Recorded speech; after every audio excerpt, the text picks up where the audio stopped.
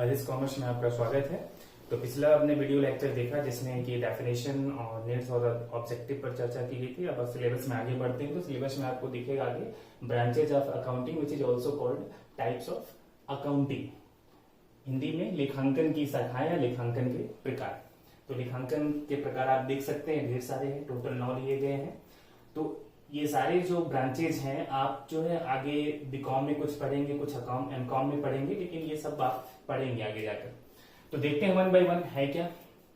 तो सबसे पहले आता है फाइनेंशियल अकाउंटिंग यानी वित्तीय लेखांकन, जिसको भी हम पढ़ रहे हैं। तो वित्तीय लेखांकन में देखिए क्या है, from recording to ascertain the profit और loss and financial position comes under the financial accounting. यानी आपका जो है अभिलेखन है, रिकॉर्ड करने से जो है प्रॉफिट या लॉस फाइंड करने तक, फाइनेंशियल पोजीशन फाइंड करने यानी बैलेंस शीट बनाने तक का जो भी काम है वो सब फाइनेंशियल अकाउंटिंग में आता है। ठीक है। अब जैसे कई जगह आप देखेंगे, आप जैसे एनपीओ पढ़ रहे हैं वो भी फाइनेंशियल अकाउंटिंग में आप पढ़ते हैं। ब्रांच जो पढ़ रहे हैं वो भी फाइनेंशियल अकाउंटिंग का पार्ट है। हायर परचेज जो पढ़ रहे हैं वो भी फाइनेंशियल अकाउंटिंग का पार्ट है। बैंकिंग कंपनीज का अकाउंट पढ़ रहे हैं वो भी फाइनेंशियल अकाउंटिंग का पार्ट है। इंश्योरेंस कंपनीज के अकाउंट पढ़ रहे हैं वो भी फाइनेंशियल अकाउंटिंग का पार्ट है। सिंगल एंट्री सिस्टम पढ़ रहे हैं वो भी फाइनेंशियल अकाउंटिंग का पार्ट है।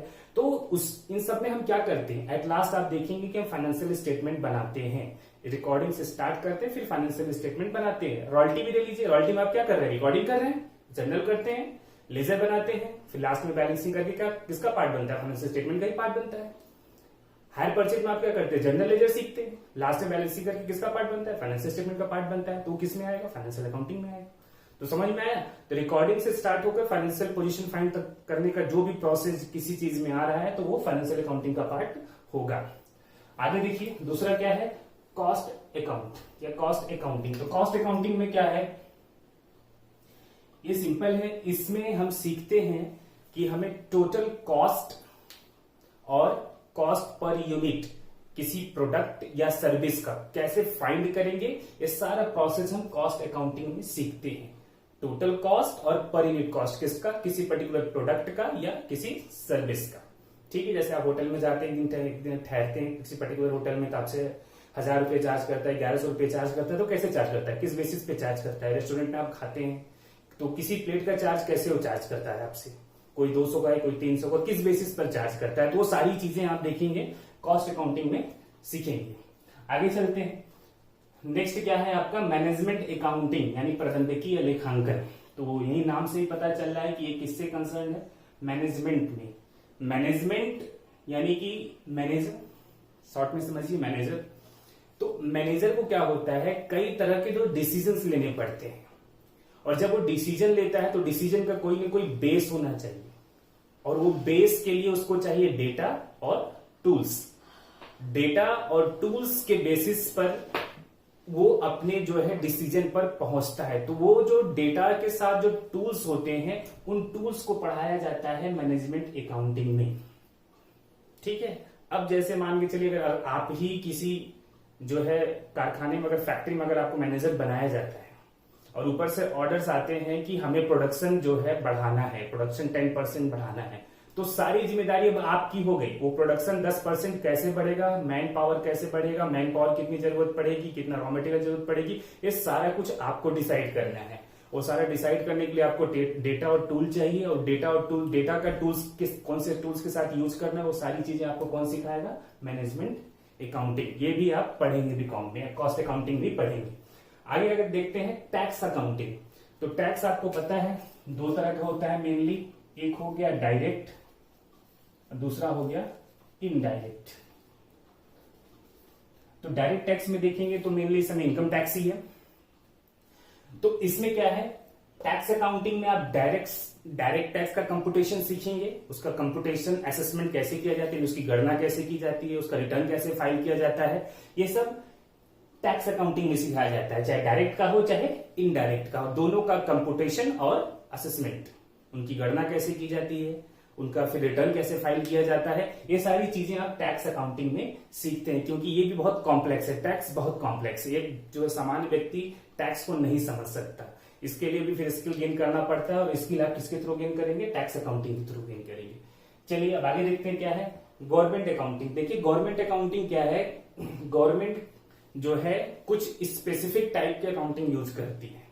जैसे अगर आपको बताएं तो आप जब पढ़ेंगे, अगर आपके सिलेबस में यहां तो नहीं है, कई जगह पर है, एक होता है double account system, double entry system नहीं, डबल अकाउंट सिस्टम। वो दोहरा लेखा प्रणाली नहीं है, दोहरा खाता प्रणाली। तो डबल अकाउंट सिस्टम में आप देखेंगे बिजली कंपनी अपना अकाउंटिंग कैसे करती है, रेलवे कैसा अपना अकाउंटिंग करती है, उनका एकदम अलग रहेगा, एकदम अलग। जब आप देखेंगे उनका तो उनका जो रिकॉर्डिंग है, रिकॉर्डिंग के बाद फाइनेंशियल स्टेटमेंट का प्रिपरेशन सब कुछ एकदम अलग है, यानी उसके लिए भी आपको स्पेशली सीखना पड़ेगा। इसीलिए गवर्नमेंट अकाउंटिंग की एक अलग ब्रांच है, ठीक है। आगे देखिए फिर है, नेक्स्ट आता है आपका सोशल रिस्पॉन्सिबिलिटी अकाउंटिंग, सामाजिक जिम्मेदारी लेखांकन। इसमें क्या होता है, ये एक प्रोसेस है, कैसा प्रोसेस है, आइडेंटिफाइंग करना, मेजरी करना, फिर उसको कम्युनिकेट करना, ठीक है। किस चीज का, बिजनेस का जो कंट्रीब्यूशन है सोसाइटी के लिए, उसको आइडेंटिफाई, मेजर और कम्युनिकेट करना ही क्या है, सोशल रिस्पॉन्सिबिलिटी अकाउंटिंग, ठीक है। समझ में आ गया ना, कंट्रीब्यूशन किसका, बिजनेस का, किसको, सोसाइटी के लिए, उसको क्या करना, आइडेंटिफाई करना, मेजर करना या कम्युनिकेट करने का जो प्रोसेस है वही क्या है, सोशल रिस्पॉन्सिबिलिटी अकाउंटिंग। अब आगे देखते हैं क्या है, फॉरेंसिक अकाउंटिंग। ये सब देखेंगे तो ये सब मॉडर्न एरा में है, अकाउंटिंग के पार्ट बने। जनरली आप बुक उसके बारे में देखेंगे तो 1-4-5 दिखेगा, 5-6 दिखेगा, लेकिन ये भी अकाउंट ब्रांच जो है अकाउंटिंग के ब्रांचेस बन चुके हैं अब मॉडर्न में। तो देखते हैं, तो सबसे पहले देखिए आप यहाँ पे फॉरेंसिक अकाउंटिंग, नया टर्म्स है। फॉरेंसिक अकाउंटिंग क्या है उसको देखिए।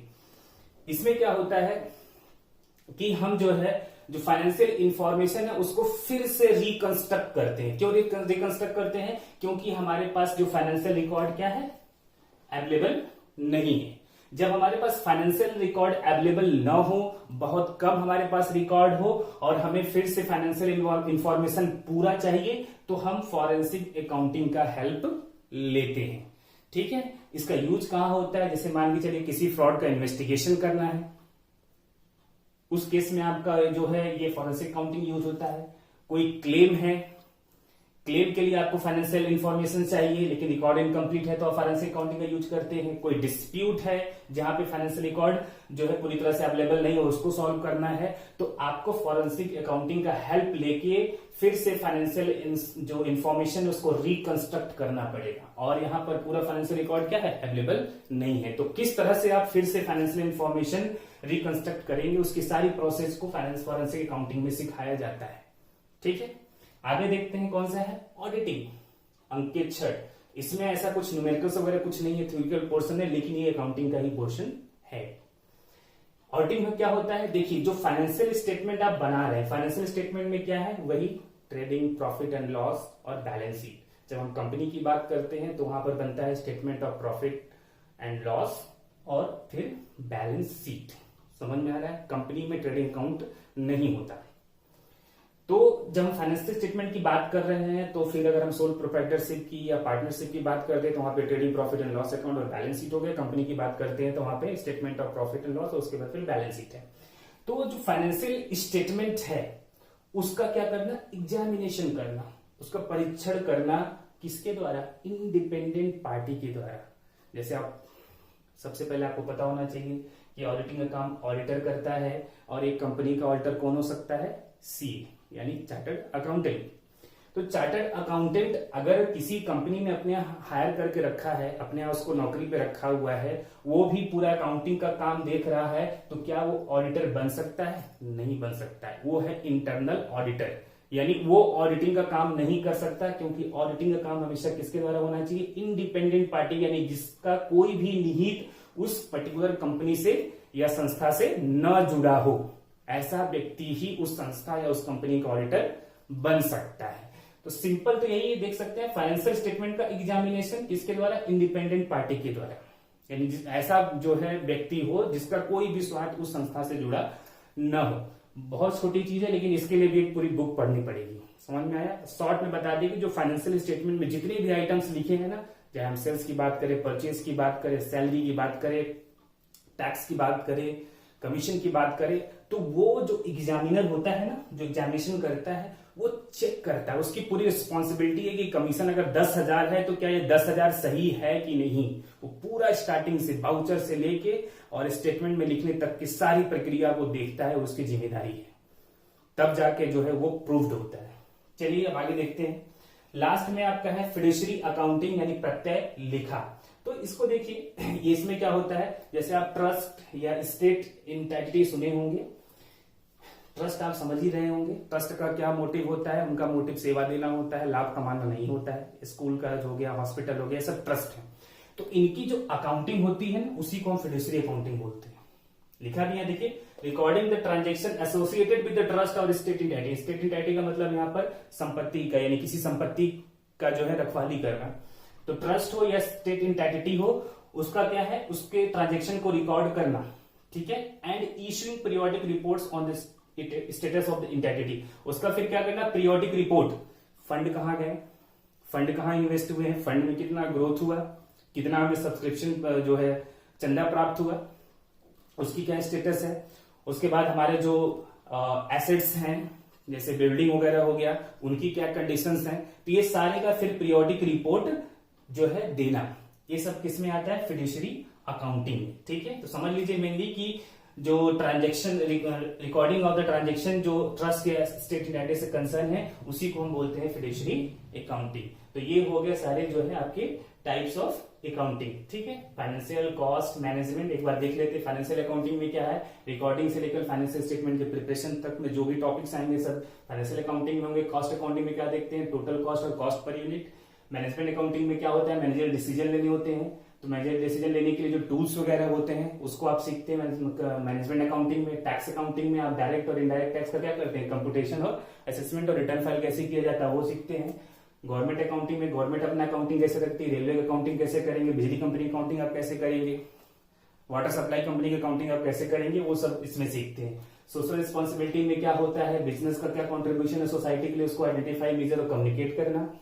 फॉरेंसिक अकाउंटिंग में क्या होता है, हमारे पास फाइनेंशियल रिकॉर्ड अवेलेबल नहीं है, फिर भी हमें फाइनेंशियल इंफॉर्मेशन चाहिए, तो उसको रिकंस्ट्रक्ट कैसे करेंगे, फॉरेंसिक अकाउंटिंग में सीखेंगे। ऑडिटिंग में क्या होता है, फाइनेंशियल स्टेटमेंट का एग्जामिनेशन किसके द्वारा, इंडिपेंडेंट पार्टी, यानी ऐसा व्यक्ति जिसका कोई भी हित उसमें ना हो।